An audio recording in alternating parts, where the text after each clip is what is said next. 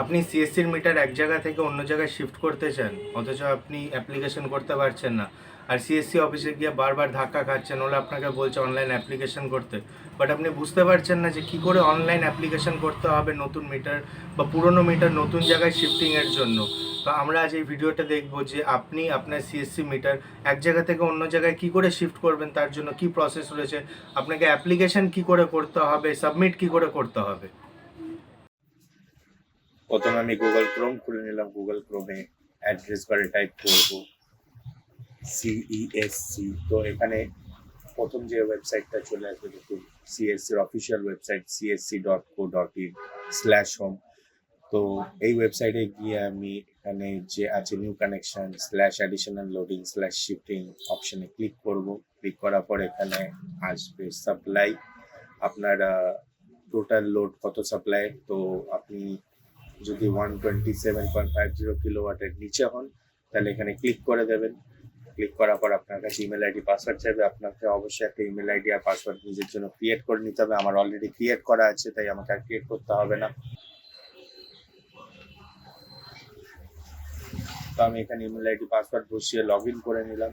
Log in করার পর দেখুন আপনার কাছে একটা নতুন ড্যাশবোর্ড খুলে যাবে। ড্যাশবোর্ডে গিয়ে আপনি নিউ অ্যাপ্লিকেশনে ক্লিক করবেন। নিউ অ্যাপ্লিকেশনে ক্লিক করার পর আপনার কাছে অপশন আসবে রিকোয়েস্ট ফর অপশনে গিয়ে আপনি এখানে ক্লিক করবেন shifting of service.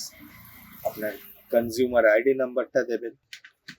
Consumer ID number দেওয়ার পরে দেখবেন আপনার মিটার নাম্বারটা অটোমেটিক্যালি এখানে ফিল আপ হয়ে যাবে। তো এখানে আপনার প্রপার অ্যাড্রেসটা ফিল আপ করে দেবেন। তো আপনি আপনার nearest lamppost number fill up করে দেবেন, রোডের নাম ফিল করে দিলেন, রিকোয়ারমেন্ট ফিল আপ করে দেবেন। আপনার ডোমেস্টিক হলে ডোমেস্টিক, কমার্শিয়াল হলে কমার্শিয়াল। এখানে ফ্লোর আপনি ফিল আপ করে দেবেন, গ্রাউন্ড ফ্লোর। টাউন কলকাতা তো অলরেডি দেওয়াই আছে। যদি আপনার ঘর থেকে তো মিউনিসিপ্যালিটি এখানে ক্লিক করে দেবেন। মিউনিসিপ্যালিটিতে দেবেন কলকাতা মিউনিসিপাল কর্পোরেশন। আপনার ওয়ার্ড নাম্বারটা এখানে টাইপ করে দেবেন, লোকেশন টাইপ করে দেবেন। হোল্ডিং নাম্বার আপনার কিছু নেই, এসএসসি নাম্বার আপনার কিছু নেই। যদি জানা থাকে তো ভালো, না জানা থাকলে আপনাকে টাইপ করতে হবে না। এখানে আধার নাম্বারটা খুব ইম্পর্টেন্ট। আধার নাম্বার এখানে অবশ্যই প্রপারলি ফিল আপ করবেন। তারই আধার নাম্বার দেবেন যার নাম্বারে মিটারটা আছে। যার নামে মিটার আছে তার আধার কার্ডটা অবশ্যই এখানে নাম্বারটা ফিল আপ করে দেবেন। আমি এখানে আধার নাম্বার ফিল আপ করে দিলাম।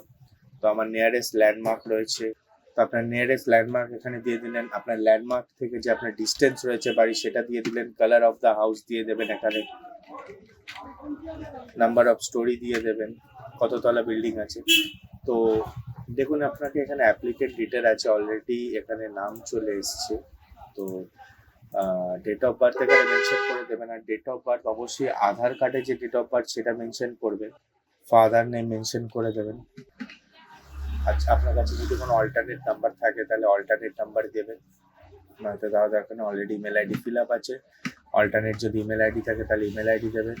আপনার অ্যাকাউন্ট নাম্বার, ব্যাংকের নাম, ব্যাংকের ব্রাঞ্চ যদি থাকে তো ফিল আপ করবেন, না থাকলে ফিল আপ করার দরকার নেই। প্যান নাম্বার দিলে ফিল আপ করবেন, নয়তো নেই। আপনার এখানে ইউনিক আইডেন্টিফিকেশন টাইপ আধার দিয়ে দেবেন, আর আধারের নাম্বারটা দিয়ে দেবেন আবার। তো আমি এখানে পরে প্যারাতে আবার চলে যাবো। টাইপ অফ প্রপার্টি যদি আপনার নিজস্ব থাকে তো ওন দেবেন, আর যদি এটা আপনি ভাড়া নিয়ে থাকেন কারো কাছ থেকে তো রেন্টেড দেবেন। আমি ওন করে দিলাম। আমি ল্যান্ডলর্ড নেমও দিয়ে দেবো। আইডেন্টিফিকেশন টাইপ অবশ্যই দিয়ে দেবো আধার। আমি এখানে আধার নাম্বারটা আবার বসিয়ে দেবো।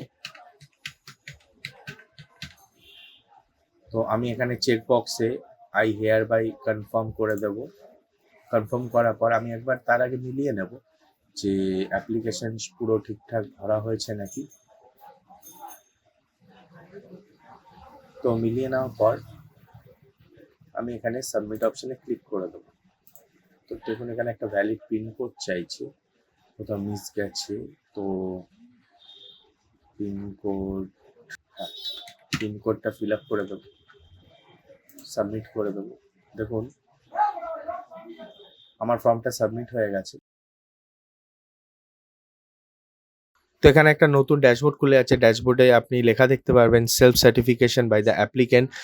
তো এখানে আপনাকে ফিল আপ করতে হবে আপনি ঘরে কি কি ইলেকট্রনিকের প্রোডাক্ট ইউজ করছেন, আপনি কটা বাল্ব ইউজ করছেন, কটা টিউবলাইট ইউজ করছেন, আপনি এসি বা কুলারের ইউজ করছেন নাকি আপনি টেলিভিশন, ভ্যাকিউম ক্লিনার, আপনার অডিও ভিডিও সিস্টেম আপনি কিছু ইউজ করছেন নাকি। তো আপনি সব কিছু প্রপারলি ভরার পর আপনি কত কিলোওয়াট ইউজ করছেন তার একটা হিসাব আপনি এখানে পেয়ে যাবেন।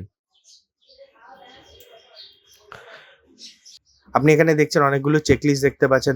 তো আমি প্রথম চেকলিস্ট ক্লিক করব। তো এই চেকলিস্টে দেখতে পাচ্ছেন এখানে লেখা আছে since our intending supply will be through private common passage. তো এখানে প্রাইভেট কমন প্যাসেজ দিয়ে আপনার ইলেকট্রিক্যাল লাইন যাচ্ছে।